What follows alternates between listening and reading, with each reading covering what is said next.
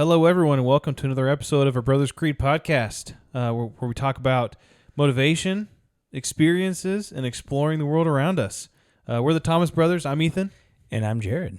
And today, we're going to be talking about our experience in the Boy Scout program. Yep. So it's going to be really interesting, so let's do it. You can't climb the ladder of success with your hands in a pocket. We will not go quietly into the night. They tell me you're a man with true grit. I am the one who knocks. Don't ever tell me what I can't do, ever! That's how winning is done.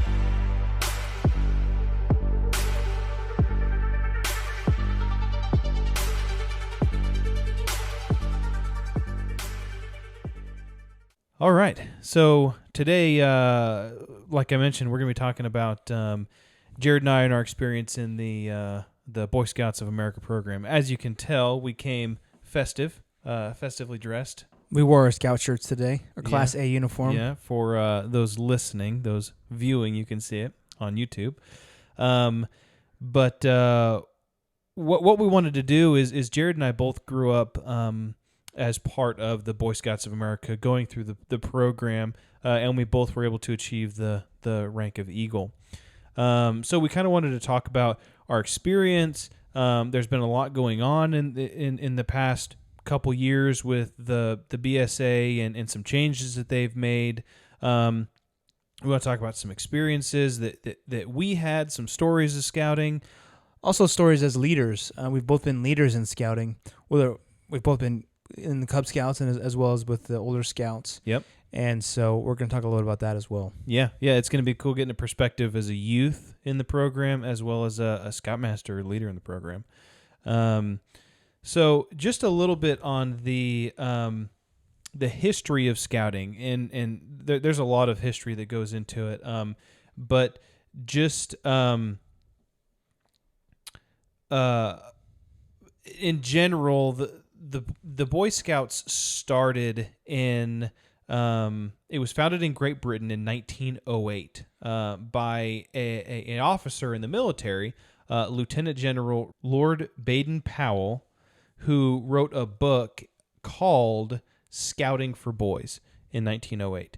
So really what he wanted to do, he wanted to improve basically the youth at that time. He wanted to teach them the skills and the tactics necessary to be good, contributing, respectful members of society. So he was actually in the war and served in several battles in South Africa, and was pretty decorated. So when he came back, he started this program for boys called, he wrote this book called Scouting for Boys in 1908. That was in Great Britain. So how it came to the United States is there was an American newspaper man and an entrepreneur named W.D. Boyce, and he went to England for business, and there's different variants of this legend, but basically the legend was that it was really foggy in the streets of London, and he got lost because he didn't know where he was going. So an unknown scout came up to him and offered to guide him back to where he needed to go. And the young man was very, very helpful, and he tried to tip him whenever they got to their destination. And the boy refused the tip and explained to him that he was simply doing his duty as a Boy Scout. And so he immediately wanted to know more about this. What is this Boy Scout thing that this young man helped me, just a complete stranger? And so he did some more research into it and got in contact with Baden-Powell, and basically took that practice and took it back to the United States. And in 1910, founded the Boy Scouts of America. And so that's just a little bit of history about the Boy Scouts themselves, but kind of the stem and the birth of it was to better youth and basically create a better environment for them to learn and to become better people.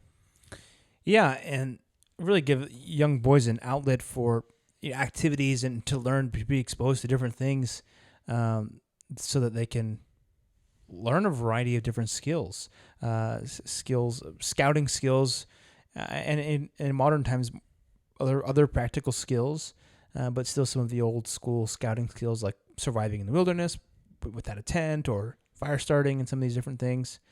Even like orienteering and map reading and Compass reading and compass knot reading, tying and things like that. Things that are maybe more, I don't know, let's say primitive things nowadays with in the age of GPS and AAA and everything else. Yeah. But I liked that you said that it builds this basis for skills. And we'll talk about it a little bit later, but it also provides opportunity for people to experience things that they would otherwise not get to experience. Yeah, so let's talk about some of the basic tenets of scouting. One of my favorite things is a scout law. And this is just like a list of attributes that scouts try to espouse in their daily lives to become better men and to be, well, I guess boys and then eventually better men. The scout law is a scout is trustworthy, loyal, helpful, friendly, courteous, kind, obedient, cheerful, thrifty, brave, clean, and reverent. And those are all these different attributes that a scout should strive for. And I think that as men, those are all good things that we should strive for as well. And there's a couple other, so there's a slogan. The slogan for scouting is to do a good turn daily. Mm-hmm. And I like that. Just to always be looking for opportunities to serve. Like the kid that found the news reporter in London, and he's like, "No, don't worry about it. I'm a scout. This is my good turn daily. We always look for opportunities to serve the community and those around us." And I think that's a Christ-like approach to life, and I think that's an excellent thing to teach your sons. Teach any son or daughter, any person should always be looking to do something good on a regular basis. Yeah, and I like that too. Talking about those different tenets of a scout. Trustworthy, loyal, helpful, friendly, and I think whenever I was a scoutmaster, one of the things I love to do is every time I got together with the scouts, I picked one of those things and basically talked through what does this word mean and how can we apply it in our lives. And it was really cool because some of those words aren't words that 11 to 18-year-olds use on a daily basis. No. But it's an excellent thing to have in the back of your mind so that they can be able to kind of pull it and say, oh yeah, I'm trustworthy, or I'm loyal, or I'm clean. And, I think those are just great principles to live by for any human being. We talked courteous and kind. I mean, imagine what everybody was courteous and kind, and helpful and friendly. Yeah. And, no one's perfect. And obviously there's people within scouting that don't exude those specific traits. And heck, I've probably not even been some of those things in my life too, but it's a process, right? Yeah. And I think it's hopefully instilled from, a young age that those things are important. Yeah, I think so. And it's kind of funny, when you talk about in the movies and stuff, they always make fun of the scouting. They're like, "Oh, this guy's such a Boy Scout," and like a dweeb or a nerd or like he's such a do-gooder. And it's like, okay, so what you're saying is that's an honorable man, someone who's not a cheat, someone who's not a liar, someone who's not a scoundrel, someone who is honorable, loyal to their word. You can believe what they're saying, and they're going to do the right thing. And if that's what a scout is, then you can call me a scout. Yeah. Because if that's what a Boy Scout is, then I'll be that. Well, and I think too, like even growing up in school, there's a lot of people that don't really understand. They think, oh, Boy Scouts, and they think, oh, you're goody two shoes, or you're just they might think you're kind of weird, or oh, what is this like Boy Scout thing? Oh, he's a Boy Scout. But it can be a very prestigious thing if done right. Especially within scouting itself. I mean, other people, you could say you won a Nobel Peace Prize, and if people don't know what that is, they'd be like, "Oh, you're dumb," but they just don't know what it is. Yeah, and like I had buddies that were also in Scouts, but they were ashamed to wear their uniforms. I mean, like even in the grocery store, they were like, "Oh, we take it off before we go to the grocery store." I'm like, "Really?" Like if you had to go pick up something before you went to a meeting, pick up some cookies or something like that, they were like, "Oh no, I would take it off before I went in." I'm like, "Why?" And they're like, "Oh, I don't know, And I'm like, "What? Like, are you ashamed to be in Scouts?" I never understood that, but some people, maybe they just don't have the belief or the fortitude to be like, "Hey, what do you not like about Scout? Let me tell you why we think it's good." And scouting has changed quite a bit since we were in scouting. I forgot one thing. There's two things actually. The motto for scouting is "Be prepared," which is an excellent thing. We talked about preparedness with Cody McFall. That was an excellent episode. If you haven't listened to that one, go back and listen. Being prepared, being ready is always something that we're trying to do. If you are prepared, you shall not fear. Yep. That's the scripture. And then the Scout Oath. Do you know the Scout Oath? Well, let's say it together because it's been a couple years. I think it's on my honor. I will do my best to do my duty to God and my country, to obey the Scout law, to help other people at all times, to keep myself physically strong, mentally awake, and morally straight. I like the last part where it talks about being mentally awake, physically able to do things, and it talks about being mentally awake, and that means just having your faculties about you, not getting involved with keeping your mind where it should be. We've talked about the power of being having your mind on positivity, not having it clouded by drugs or addiction or things like that, and then being morally straight. I think morals and morality is extremely important, and I think scouting tries to build moral men. Yeah, I completely agree. So let's learn a bit about the history of scouting, kind of what it's all about, and what some of those core principles are. Yeah. And beliefs within it. Maybe we could talk a little bit about kind of the path of scouting. So you have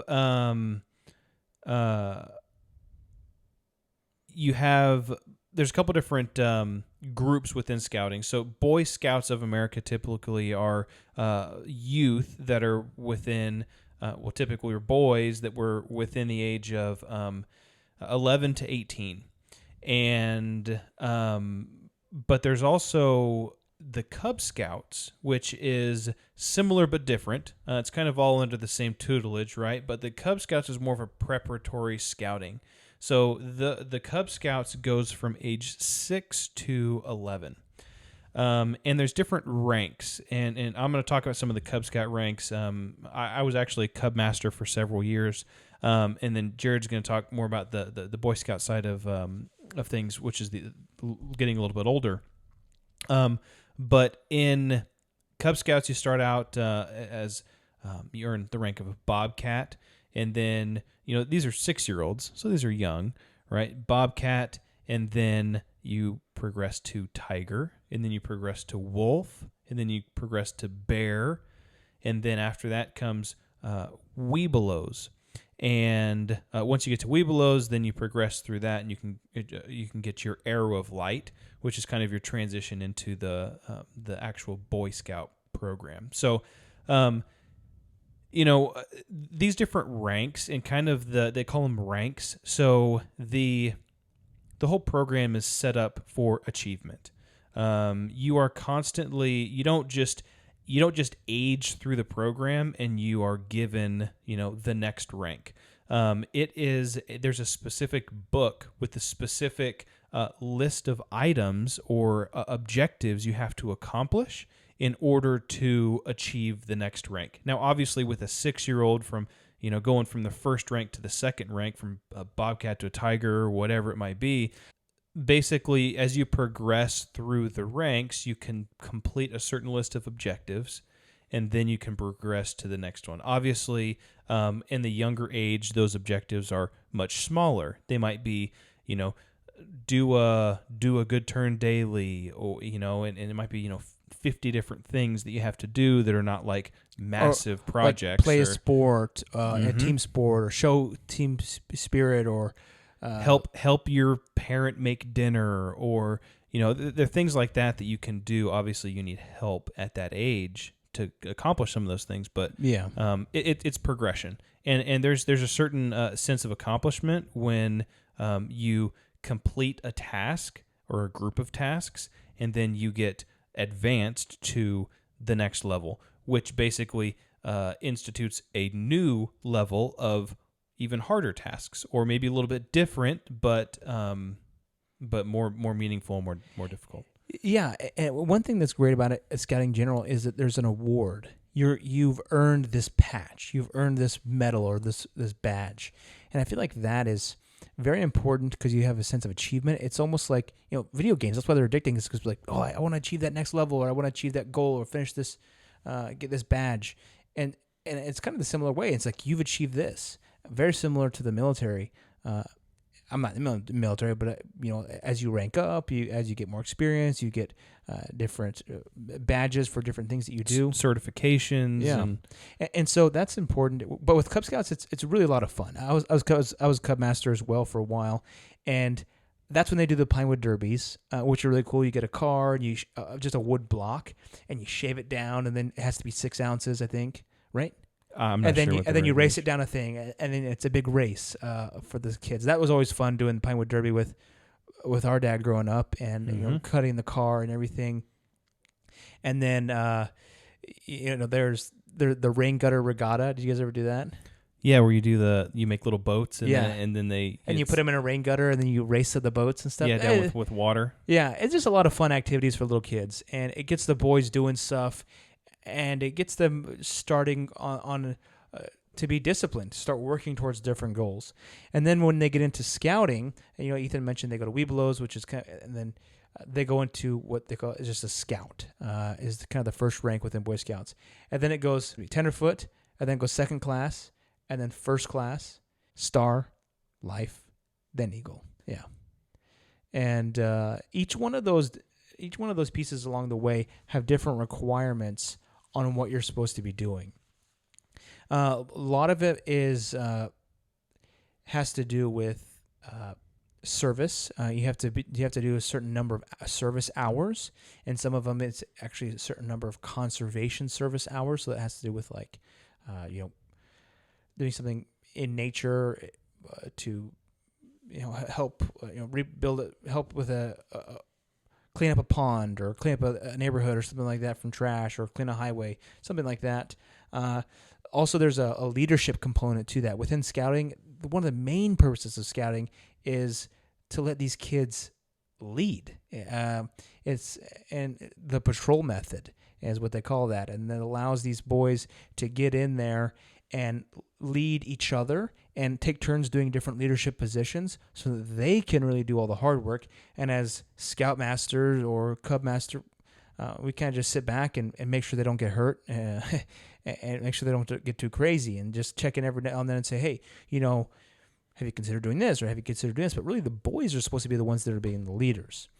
Yeah, and to go along with that too is that there's specific jobs within a troop. Basically, your troop is a group of boys, and within that troop, there's different jobs. There's a quartermaster who keeps track of all the equipment, and there's a troop leader and a historian, a patrol leader, assistant patrol leader, and a scribe. So there's all these different kind of jobs that these. In this case, and when Jared and I were in scouting, it was all young men. That you work together, and that is another thing that I wanted to bring up, is just that sense of camaraderie that you get within a group of like-minded people that have like-minded goals, and I just really like that for each rank advancement, or for each badge you get or certification that you get, there are there's tasks to complete, but they all kind of fall within certain guidelines, whether it's physical fitness or you have to pass a certain test, or you have to understand a certain principle, and you have to be able to relay that principle and truly prove that you understand it. So it's really kind of cool throughout the whole Boy Scout program, and there's similar things in the Cub Scout program too. But for the Boy Scout program, as you're accomplishing your ranks and you're fulfilling the different objectives within those ranks, you get to the point of completing merit badges. Yeah, I have some information on that. So there's actually 135 merit badges in scouting. And so to get to your Eagle Scout, you have to complete 21 merit badges. And there's a handful of merit badges that are required, which means you have to complete these. And those ones are first aid, citizenship in the community, citizenship in the nation, citizenship in the world.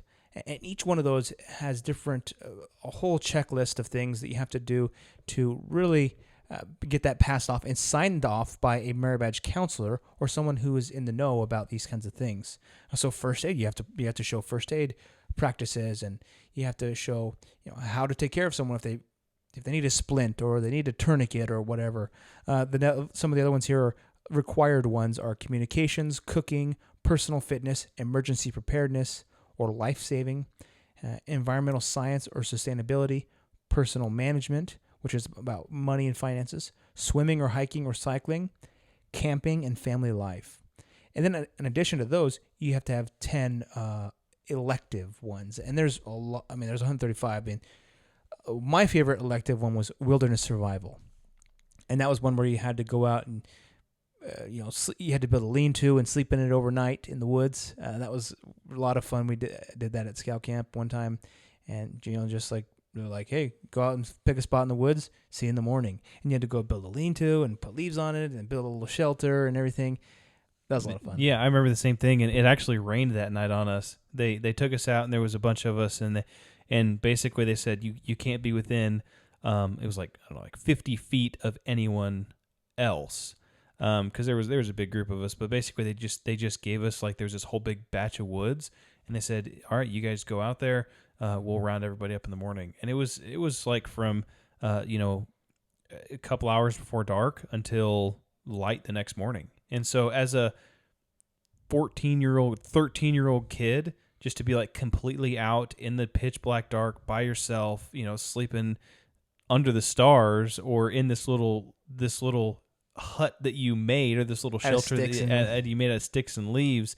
It was just really cool. That was one of my favorite ones too. It's kind of like the Spartans, sending the kid out on his own with a stick, and it's like you survive or you come back. It's like you had to kill a wolf and then you come back, and then that's like how you prove yourself. You prove yourself as a man. Yeah. So obviously there's some adult supervision. With that one they kind of just let you go, but it's a lot of fun. I remember doing that one, and just there's a lot of experiences like that where you're kind of building a fire. Or I remember I was a scoutmaster in Utah, and heck, we went one time in the winter and we dug out 2 feet of snow to put the tent down, and I had never camped in that kind of weather before.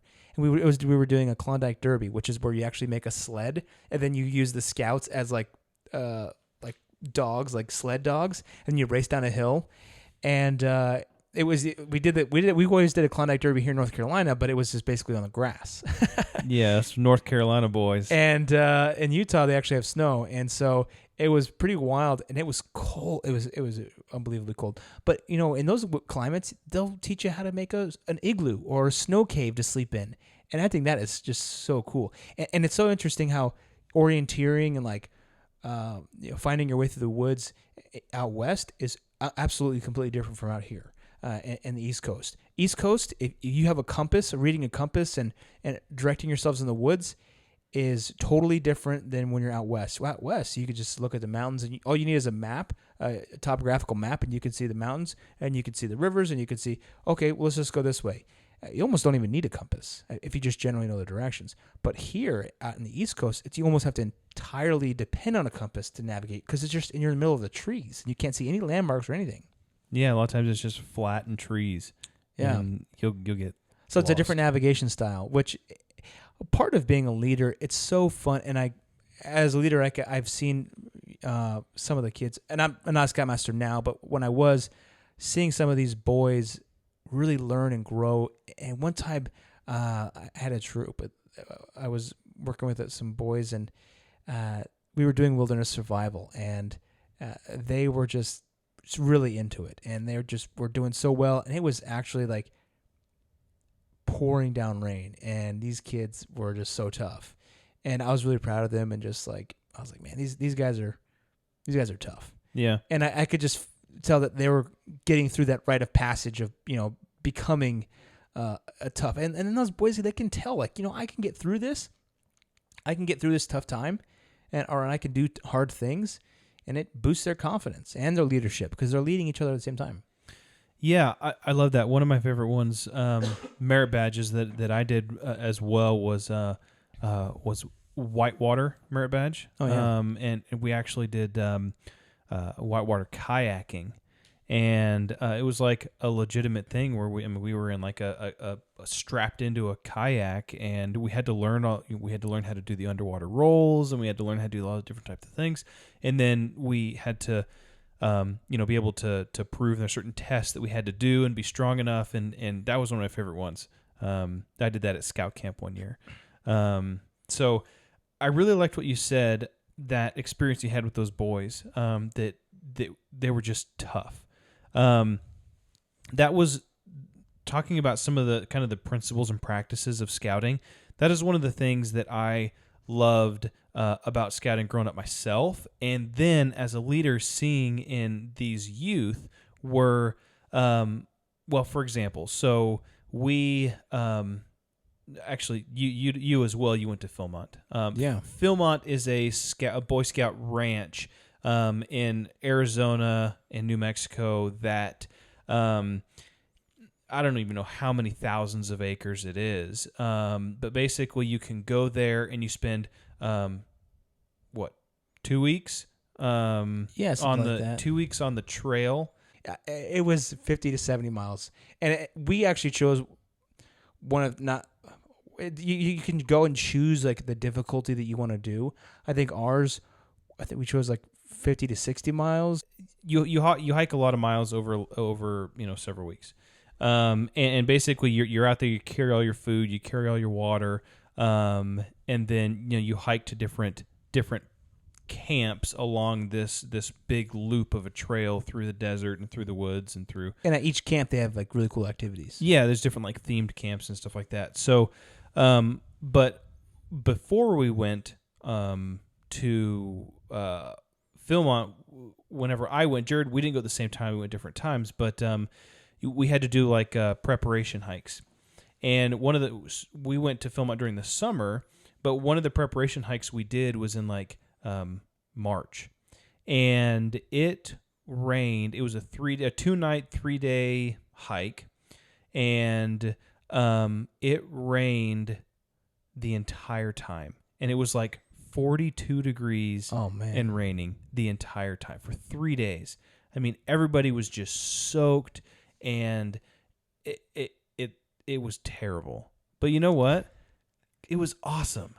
It coming off of that, it just builds like grit. Yeah, right. Totally. It gives you thick skin to be able to say, there's people that can't even like run from the building to their car and get wet before they like start crying. It builds grit. It builds resilience to the elements, and it puts you outside of your comfort zone that most kids don't get that opportunity.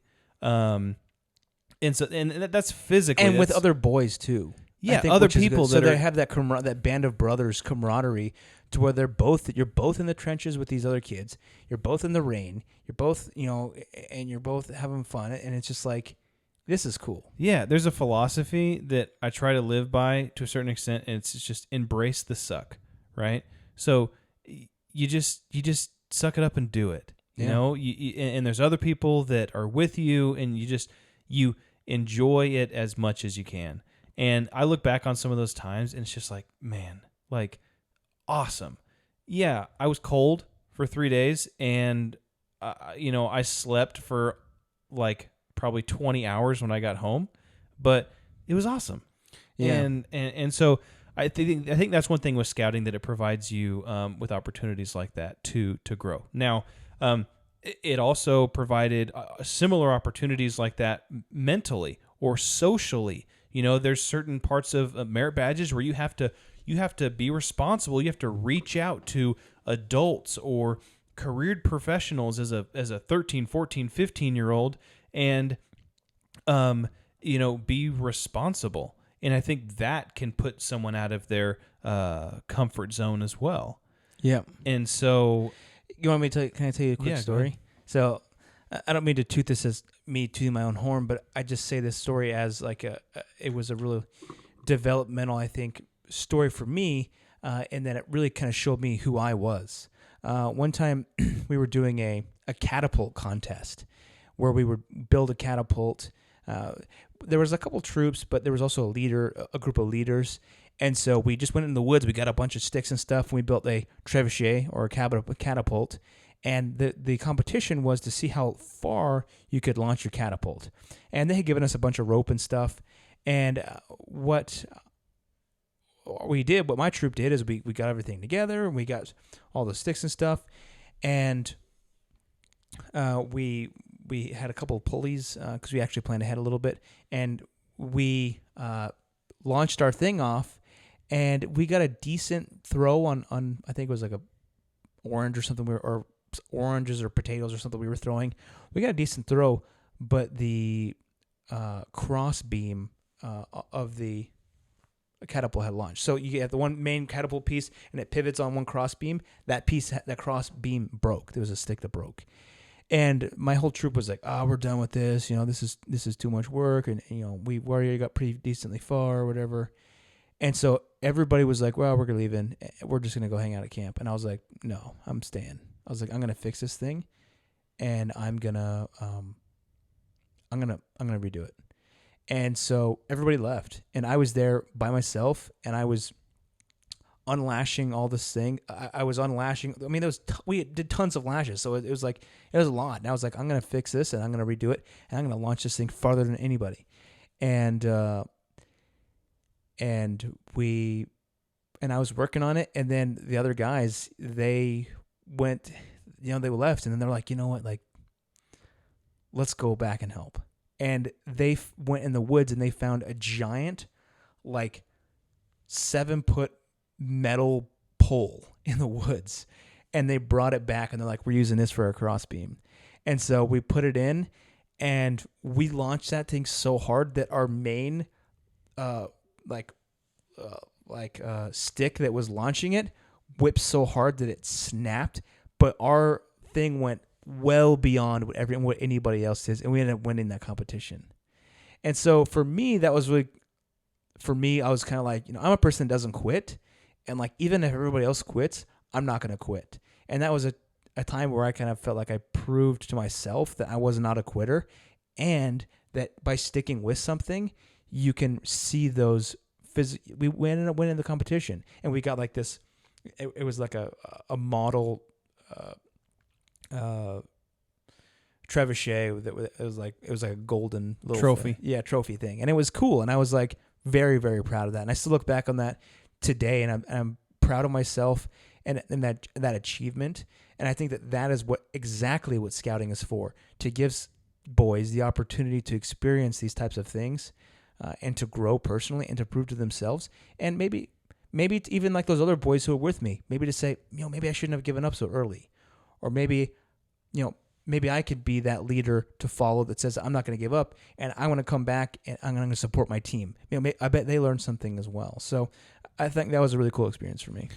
Yeah, that's awesome. So one of the main things that I thought about of scouting when I was thinking about myself as a youth in scouting, as well as an adult leader in scouting. As a youth, it was fun, it was challenging, it was structured and safe, and it also gave me a sense of accomplishment and growth. And as a youth, as a young man, all those things were excellent. As an adult leader in scouting, the words that I can think of is it gave me an opportunity to teach. It gave me an opportunity to lead and to guide these these young men that I worked with, and it helped prepare them for potential opportunities or challenges that they might see in their life. So all of these things can be done outside of scouting. Scouting just provided an avenue for a structured avenue for these things to grow within a youth. But the most important thing that I saw as a youth in my experience, as well as a leader, in growth, is parent involvement. For me, our parents and our dad was always involved in what we were doing. They were always, pushing us to be better and challenging us and wanting us to succeed. And so we got firsthand experience of that. But as well, when I was as a leader, an adult leader in scouting, the boys that were learning the most and doing the best were the ones that were 100% supported by their parents. Yep. And that was something that I saw, and I think that's the most important thing. You can teach your son how to hike or build a fire or change a tire or whatever it might be at home. And if you don't know how to, then look it up on YouTube or find someone who can teach that. Yeah. I think that scouting allows for parents the ability to easily find those people, to have those expertise. Like there's this aviation merit badge. Where are you going to go find someone that knows how to fly planes and it's going to teach your kids about flying planes and is going to be willing to serve and do that? Where are you going to find someone out there who can teach your kid how to build a computer? So one time when I was in Scouts, we built computers. A guy at my work, a guy who was a merit badge counselor, he got a bunch of old computers from work and he showed us how to build computers. My dad would not have been able to do that. And so that is one of the great things about scouting is that there's such a vast range of skill sets that you can bring in. And these people are willing to volunteer to expose your kids to so many different avenues, so many different skills, cinematography.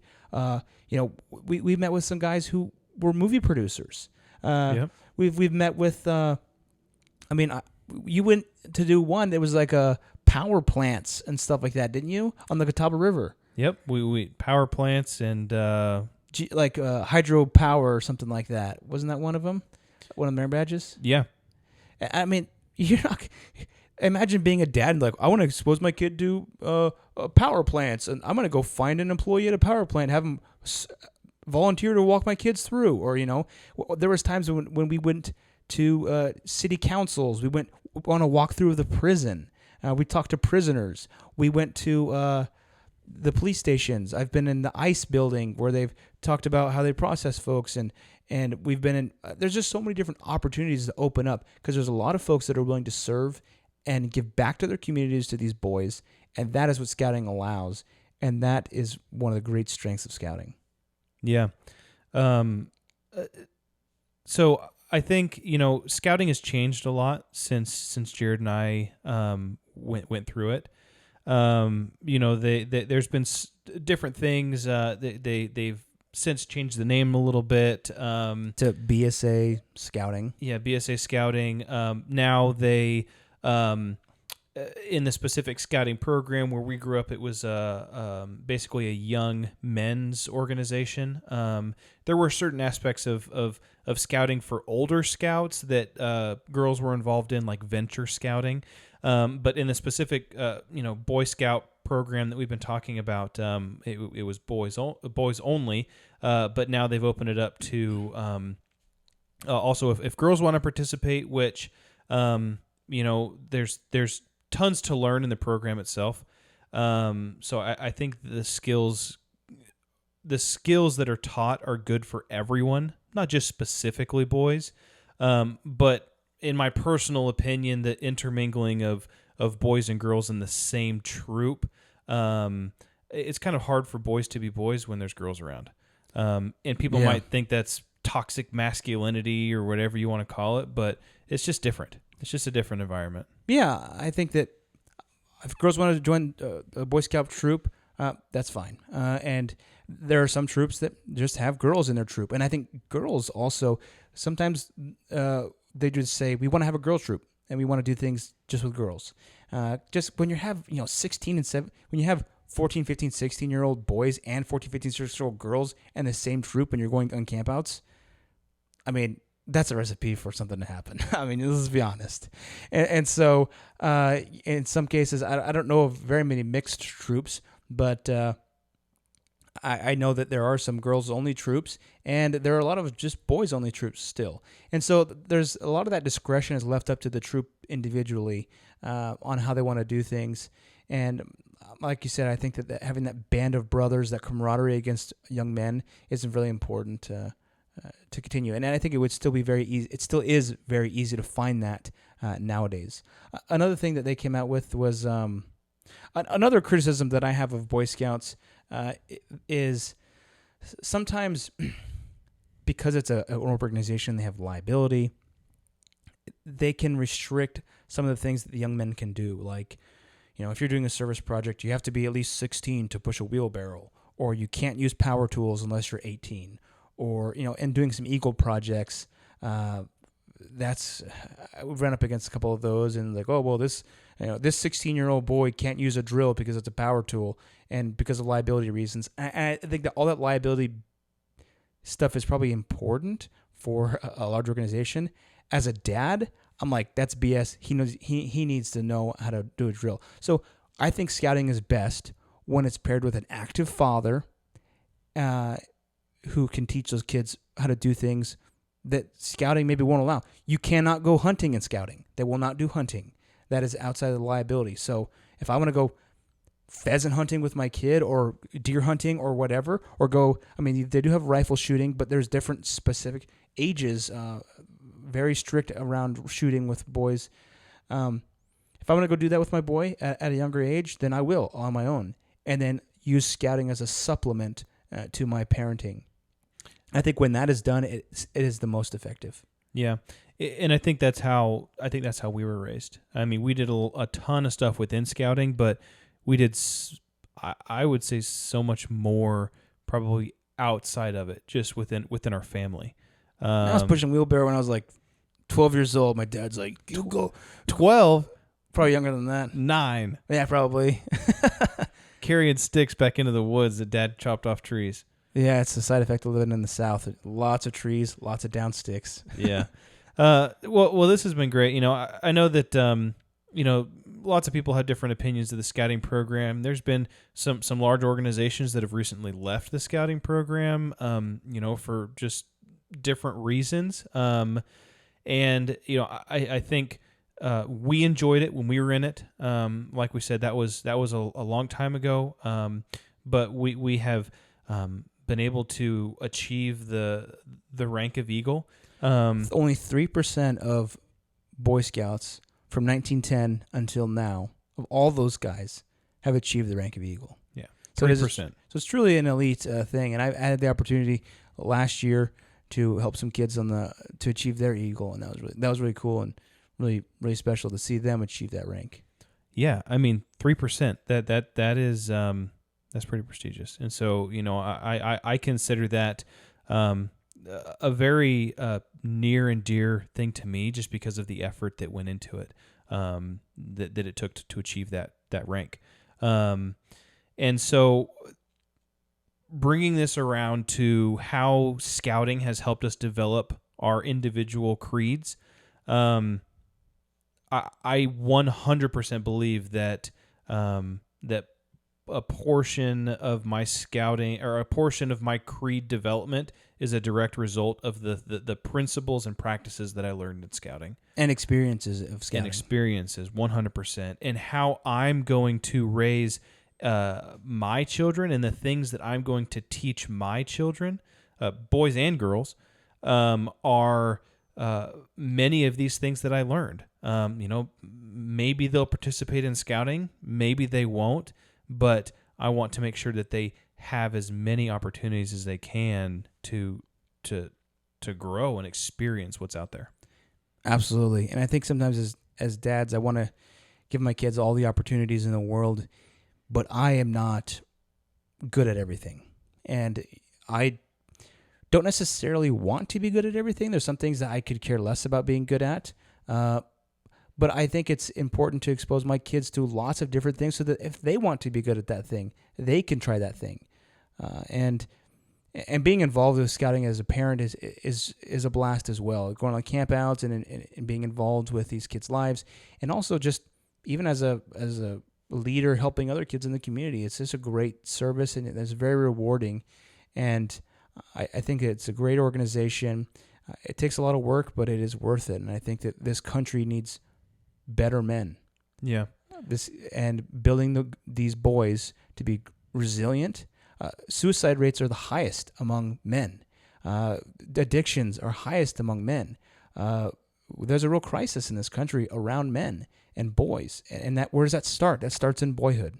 And that starts at these kids building self-confidence. That starts at these kids having those experiences where they can build that grit. That is what we need, and that's what this country needs. And I think that, that's what every country needs, really, but specifically the United States, it could use this. Yeah, one thing that, as I was thinking through all this, kind of my last statement was time is the most important thing that you can give these boys. Time is the most important thing. No matter what your hobby is, share it with your child and fuel their own desires to explore new things. If they show interest in something, do everything you can to help provide an opportunity for them to explore that opportunity.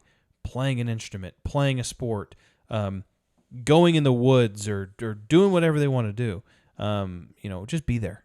Yeah, I think that's important. So, hopefully everybody benefited from this podcast. I know it's a little bit different. We're a little bit rusty on some of the facts here. It's been a couple of years. Between both of us, we got them all, right? Yeah, I think so. So, you can follow us on Instagram at a.brothers.creed. Also Facebook. Like our Facebook page. Yep. And we'll try to post some funny stories and stuff on our Instagram page. So if you follow us there, you'll see some funny stuff. And then we'll post some pictures of us in scouting as well. Yeah, we will. And so you can see us. And let us know if you have any comments or questions. And if you have any interesting stories or experiences or anything to share, please reach out to us. And we're always looking for folks to interview. And if you have any cool stories or things about how you've built your creed, or just interesting pieces, aspects of your life that are good, cool hobbies, reach out to us. We'd love to interview you and talk to you. If you want to see us in our scout uniforms, you can check us out on our YouTube channel as well. That's right. So let's build that creed together. Let's do it.